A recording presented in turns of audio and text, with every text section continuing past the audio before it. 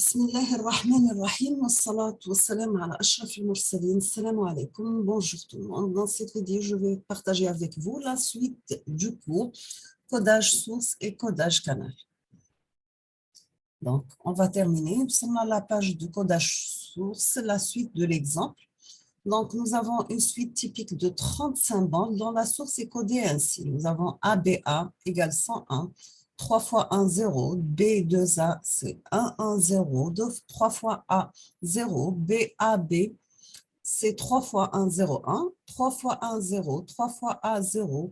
2 fois A, B, c'est 1, 2, 0. ABA, c'est 1, 0, 1. 3 fois A, c'est 0. Nous avons la suite de 30 symboles de la source et maintenant codée avec 22 symboles de code 1, 1, 0 et 1, 1, 1. Nous avons que l'équiprobabilité des 0 et des 1 n'est pas un hasard. La capacité d'un canal à deux symboles correspond au maximum de l'entropie de la source. Cette entropie est maximum quand les symboles sont équiprobables. Donc, nous avons que cet encodeur doit disposer d'une mémoire et introduire un retard. 3 lettres de la source doivent être mémorisées avant qu'un mot code soit émis. Un mot code à 5 symboles est transmis plus lentement qu'un mot à un seul symbole et aussi plus lentement que l'arrivée d'un groupe de 3 symboles de la source primaire. Pour les codes préfixes inégalité de Kraft, on va commencer par le décodabilité d'un code. Pour les non singuliers, si nous avons XI différent à XG, donc C de XE est différent de C de XG. Donc, il permet de décoder un symbole unique, mais pas une suite de symboles. Pour décoder une suite, il faut introduire un symbole de ponctuation. Exemple, code Morse. Uniquement décodable, c'est étoile, c'est le code étendu tel que c'est étoile x1, x2 jusqu'à xn égale à cx1, cx2, cxn. C'est uniquement décodable, nous avons C étoile et non singulier. Nous avons aussi des instantanément décodables. Chaque symbole C peut être décodé sans référence au symbole suivant.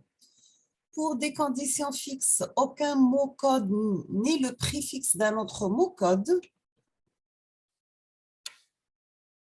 Les conditions de préfixe, il faut qu'il soit une source grand X générant des symboles petit x de K d'un alphabet KR, K2, qui varie de 1 jusqu'à K, soit c'est XK le mot code correspondant au symbole XK de la source.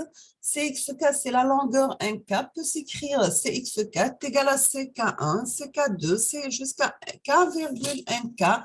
Bien sûr, CK, il représente une lettre alpha indice G de l'alphabet DR du code G2 varie de 1 jusqu'à grand D. Donc, toute séquence de lettres construite par la suite initiale de CXK est appelée préfixe. Nous avons aussi la condition de préfixe stipule que dans un code, aucun mot code n'est le préfixe d'un autre mot code. Les codes à condition de préfixe sont à décodage unique. Tous les codes à décodage unique ne satisfaisant pas nécessairement la condition de préfixe.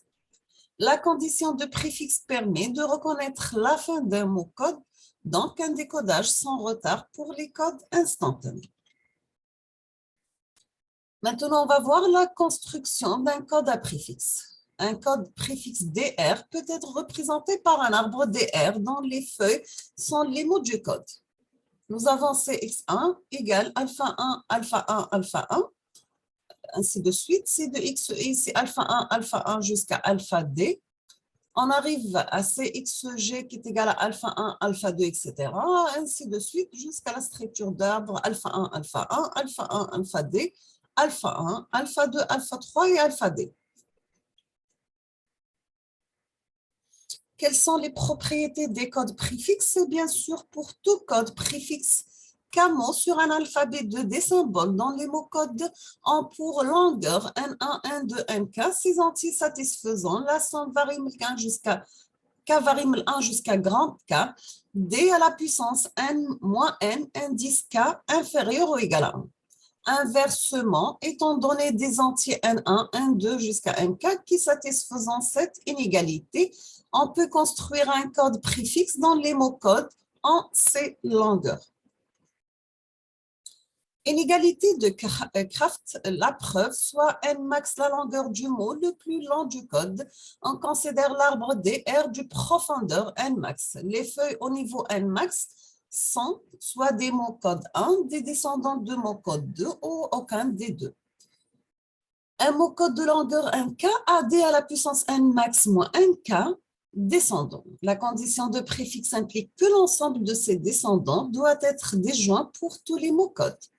Si l'on considère l'ensemble des feuilles de niveau n max qui sont aux descendants d'un mot code, soit 1 plus 2, il y en a donc la somme pour k varie 1 jusqu'à grand K, d à la puissance n max moins n i.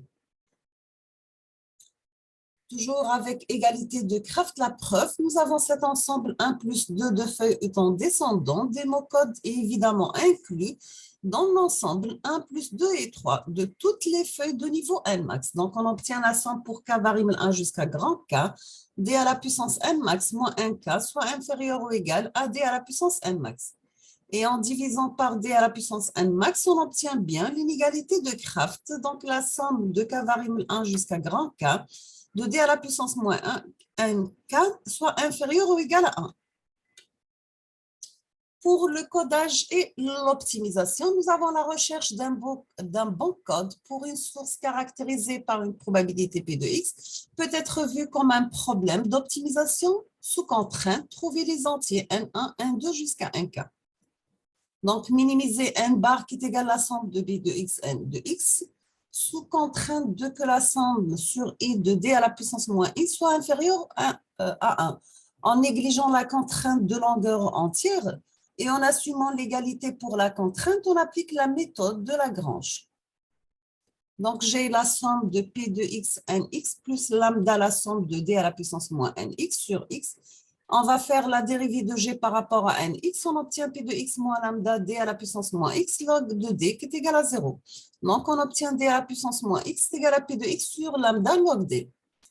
La somme sur D à la puissance Nx, c'est la somme de P de X sur lambda log D est égal à 1 sur lambda log D qui est égal à 1. Donc, lambda est égal à 1 sur logarithme de D.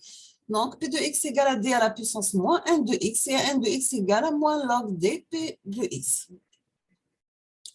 Pour les codes optimaux, donc pour le code optimal, la longueur moyenne est égale à l'entropie de la source. Donc, un x, c'est moins log d p de x. N bar, c'est la somme de p de x par n de x, qui est égale à moins la somme sur x p de x logarithme d de p de x, qui est égal à grand h d de x, est égal à grand h de x sur logarithme de d, pardon.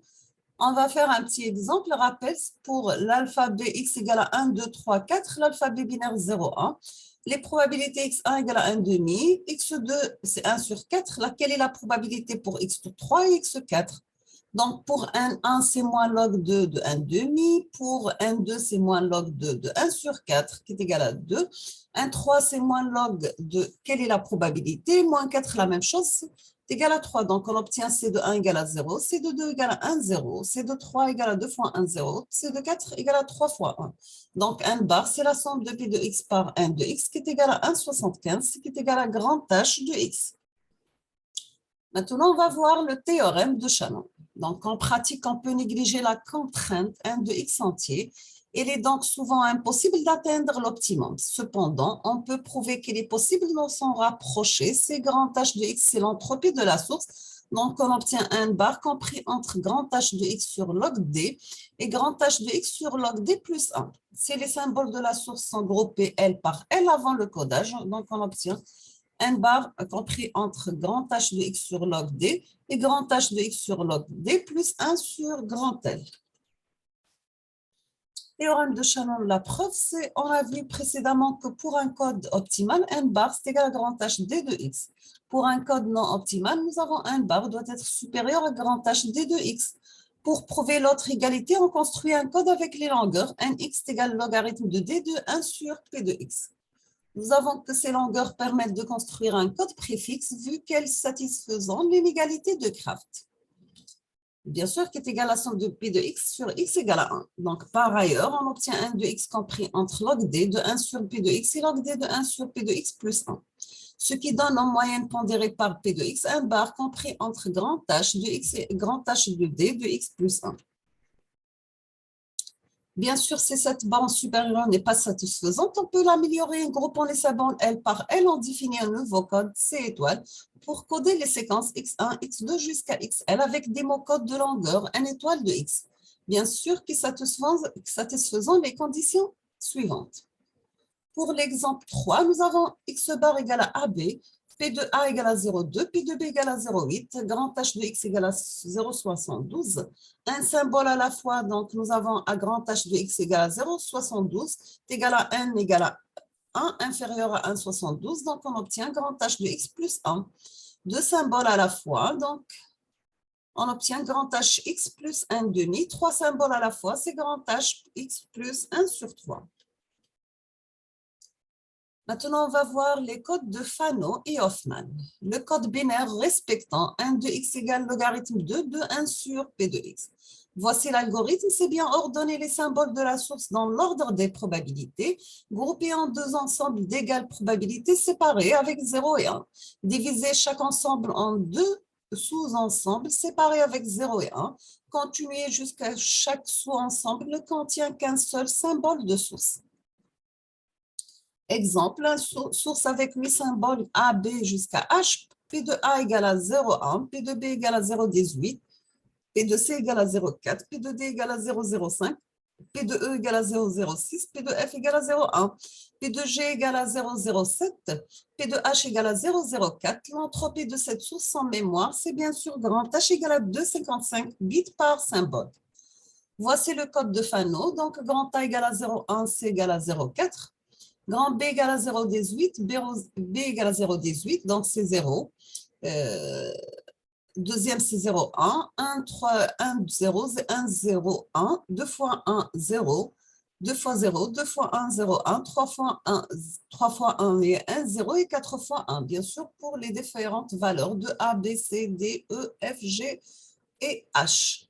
Et après, on va commencer par C, B, A, F, G, H, E, D, H. Donc, n bar, c'est la somme de P de x par n de x, c'est égal à 2,64. L'efficacité de codage, elle est de 2,55 sur 2,64, donc soit 96,6%. On passe maintenant au code Hoffman. C'est le code le plus efficace que le code Fano, décrit ici pour le cas binaire, mais généralisable à d'autres alphabets. L'algorithme, c'est bien ordonner les symboles de la source dans l'ordre des probabilités, isoler les deux symboles les moins probables et les distinguer avec 0 et 1, regrouper ces deux symboles en un seul nouveau en additionnant leurs probabilités. Recommencer jusqu'à ce que tous les symboles soient regroupés. Voici un exemple comme précédemment. Donc, on obtient le code pour C, c'est 0. Pour B, c'est 1, 2 fois 1, 0. A, c'est 1, 2, 0. F, 3 fois 1 et 0. G, 1, 0, 1, 0. E, 1, 0, 1, 1. D, c'est 4 fois 0, 1, 0. 4 fois 1 et 0. H, c'est 5 fois H. 5 fois 1, pardon. Donc, n bar, c'est la somme des x, p de x, n de x, qui est égale à 0,61. L'efficacité, elle est de 0. Elle est de 55 sur 2,61, donc soit 97,8%. Donc, pour le code de Hoffman, on peut également construire des codes Hoffman DR, c'est-à-dire regrouper D à chaque étape, compléter l'ensemble des symboles de source par des symboles de probabilité nulle, de sorte que le nombre de symboles de X soit 1 plus K fois D moins 1 avec un K entier. Quelles sont les propriétés du code de Hoffman? Lorsqu'ils sont optimales, on peut prouver qu'il existe un code optimal qui satisfait CP de x supérieur à P de y. Donc, nous avons n de x égale à n de y. Les deux plus longs mots codes ont la même longueur. Les deux plus longs mots codes ne diffèrent que par leur dernier bit et correspondent aux deux symboles les moins probables. On obtient le code d'Hoffman en regroupant ces deux symboles les moins probables et les itérants. Pour le code de Fano et Hoffman, on va voir l'erreur sur l'estimation de P de x. Dans de nombreux cas pratiques, P de x n'est connu que par estimation.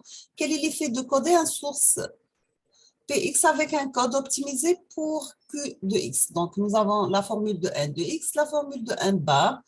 Et on arrive jusqu'à un bar compris entre DPQ à fois HP et DPQ H2P plus 1.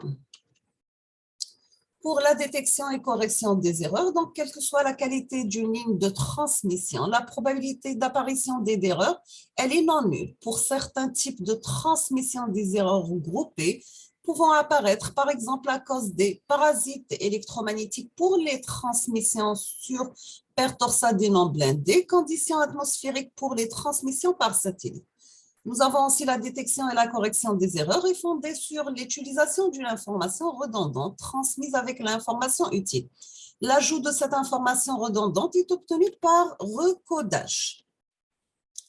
Remarque, on ne peut pas être sûr qu'un message reçu est correct, quel que soit le code employé, il ne peut pas détecter toutes les erreurs possibles. Par conséquent, les codes choisis dans une situation particulière sont ceux qui détectent le mieux, éventuellement corrigent les erreurs les plus fréquentes dans la situation en question. Pour les types de codes, nous avons les codes en bloc. C'est les informations utiles à transmettre sont découpées en blocs et à chaque bloc, on associe un mot de code qui ne dépend que du bloc en question. Le bloc est appelé code en bloc. Deuxièmement, les codes continus, c'est l'information expédiée n'est pas divisable en blocs et la redondance est introduite de façon continue dans l'information utile. Le code est appelé code continu. Troisième type de code, ce sont les codes cycliques. Une remarque, le développement de ces codes peut être consulté dans le support numérique PDF, la prochaine vidéo, Inch'Allah, d'accord? Pour détection et correction des erreurs, on va faire quelques définitions. Pour un code détecteur d'erreurs, l'efficacité de détection E, à ne pas confondre avec l'efficacité définie au chapitre précédent, c'est le rapport moyen entre le nombre de messages erronés, reconnu comme tel que le nombre total de messages erronés. La supposition 1 moins E du message sont donc erronés et reconnus comme corrects. Nous avons aussi le taux d'erreur brute, c'est la proportion moyenne de messages erronés reçus. Détectés ou non comme tel, le taux d'erreur brute dépend du taux d'erreur par bit. C'est la longueur moyenne des messages est 1 bit et les erreurs sont indépendantes avec une probabilité P par bit. Alors, on obtient ρ qui est égal à 1 moins P à la puissance n. Maintenant, on va voir le taux d'erreur résiduel Q, c'est la proportion des messages qui restent erronés après détection et correction des erreurs par code ou par transmission. Retransmission. Pour qu'un message erroné soit reconnu comme correct, il est nécessaire qu'il soit erroné, probabilité taux, et deuxièmement, qu'il n'ait pas été détecté comme tel par le code probabilité 1 moins E. D'accord? Maintenant, on va voir la correction par retransmission. Dans le cas où les erreurs peuvent être détectées et ne peuvent pas être corrigées par la technique de codage, la retransmission devient impérative. Les types de retransmission sont retransmission avec arrêt et attente, retransmission continue et retransmission sélective. Pour la compression des images, on peut trouver la compression des informations. On peut utiliser soit la compression des images. Une image est représentée par une collection matrice 2D des pixels, chaque pixel étant décrit par un entier unique, plage de gris ou adresse dans une table de sélection de couleurs, ou par plusieurs entiers, composantes rouge, vert et bleu, ou luminance et chrominance. Pour la compression avec la méthode JPEG, nous avons que la norme JPEG, jointe photographique expert group, a été adoptée en 1992 et utilise deux étapes dans la compression. Premièrement, une transformation cosinus discrète appliquée sur des blocs de 8 par 8 pixels sur chaque composant de l'image, luminance Y, chrominance U et la chrominance V, et donne 64 coefficients de fréquence par composante. Les coefficients TCD sont divisés par des valeurs présentées dans une table de quantification et les valeurs sont arrondies à des entiers. C'est dans cette étape que certaines informations sont éliminées. Troisièmement, nous avons les coefficients obtenus à l'étape antérieure sont comprimés par un algorithme de Hoffman dynamique adaptative à partir de tables de code connues afin d'éviter le stockage d'un en-tête pour chaque bloc. On peut trouver aussi la compression des sons. Donc, les sons sont représentés par une suite d'échantillons obtenus par une certaine cadence. Exemple, pour les CD audio, la fréquence d'échantillonnage est de 44 kHz et les échantillons sont codés sur 16 bits. On peut utiliser la méthode PASC, cette méthode Precision Adaptive Subband Coding employée pour les DCC, utiliser les observations que nous avons faites. La compression se déroule selon les étapes suivantes. Premièrement, le signal subit une division spectrale sur 32 bandes de 750 Hz de largeur et sur chacune, on calcule le niveau moyen. Deuxièmement, en utilisant les connaissances sur les courbes dynamiques d'audibilité, on détermine dans quelle bande le signal peut être éliminé. Dans chaque bande retenue, le signal est codé en utilisant un nombre variable de bits répartis entre les sous-bandes selon la différence entre le niveau de la sous-bande et le niveau moyen dans la bande. Voici quelques références bibliographiques si vous êtes intéressé. Vous avez la transmission de l'information, vous avez les signaux et systèmes, signal processing, et vous avez des ressources Internet. Donc, nous sommes arrivés à la fin de cette vidéo. Je vous remercie infiniment pour votre attention. N'hésitez pas si vous avez des questions et la prochaine vidéo, Inch'Allah. Merci beaucoup.